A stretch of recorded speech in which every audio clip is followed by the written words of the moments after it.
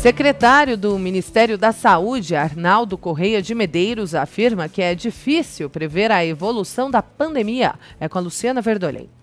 Olha, o último balanço aqui do Ministério da Saúde mostra que nós já temos no país 1.713.160 casos de coronavírus, com 67.964 mortes até agora.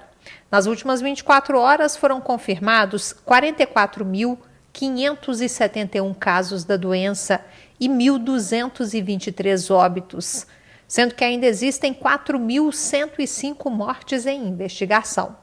Dados do Ministério mostram também que mais de 1 milhão de pacientes já se recuperaram da doença.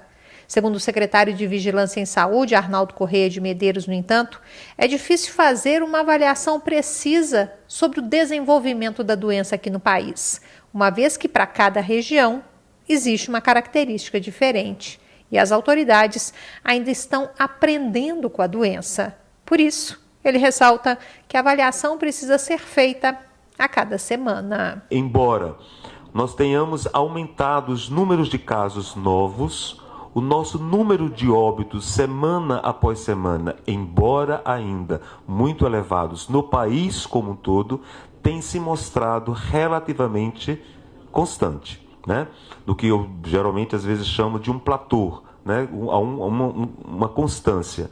Em algumas regiões do país, esse número de óbito, inclusive, vem diminuindo. Em meio ao aumento dos casos, o presidente Jair Bolsonaro vetou ontem projeto aprovado pelo Congresso Nacional que previa uma atenção especial para com as comunidades indígenas e quilombolas e determinava a adoção de uma série de medidas para proteger essas populações que são consideradas mais vulneráveis à Covid-19.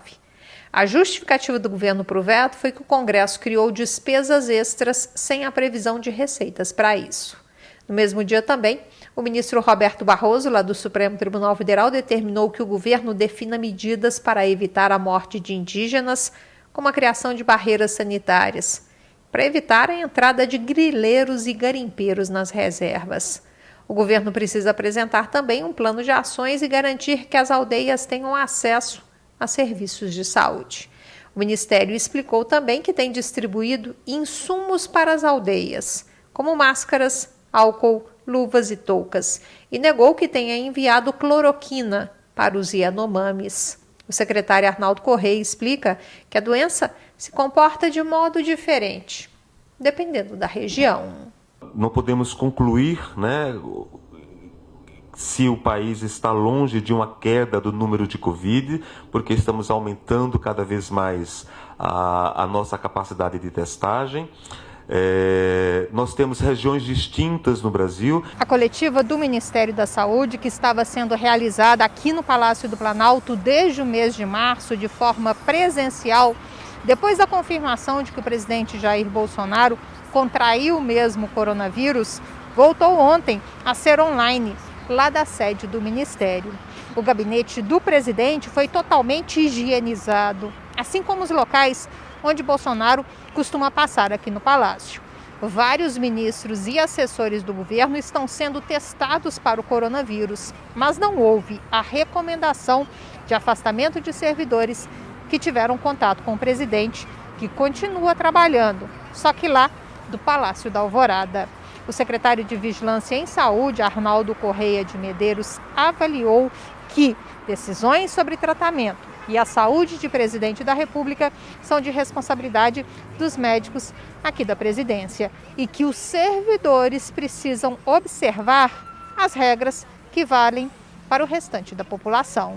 A nossa orientação é de que qualquer pessoa com caso que tenha contato com um caso confirmado, essa pessoa deve procurar uma unidade de saúde, a sua unidade de saúde dentro do seu território, para que um profissional de saúde, ao fazer a sua análise, a fazer a sua anamnese, ela possa verificar sinais e sintomas e, de maneira o quanto mais precoce, verificar quais são as medidas necessárias de saúde. Aqui no Distrito Federal, a Justiça concedeu liminar determinando a suspensão do decreto do governo local que permitiu a reabertura de academias, salões, bares e restaurantes. O governo local terá prazo de 24 horas para publicar um novo decreto suspendendo essa flexibilização, sendo que a medida vale até que sejam apresentados estudos técnicos e científicos de profissionais da área de saúde que justifiquem a segurança do retorno das atividades nesse momento. Só para se ter uma ideia, o Distrito Federal tem hoje 64.314 casos confirmados e 801 mortes por coronavírus. O problema é que 94% dos leitos de UTI para Covid na rede privada estão ocupados. O último balanço mostrava que havia apenas 14 vagas. Na rede pública, a ocupação é um pouco menor, 77% dos leitos, com 51 vagas ainda disponíveis. De Brasília, Luciana Verdolim.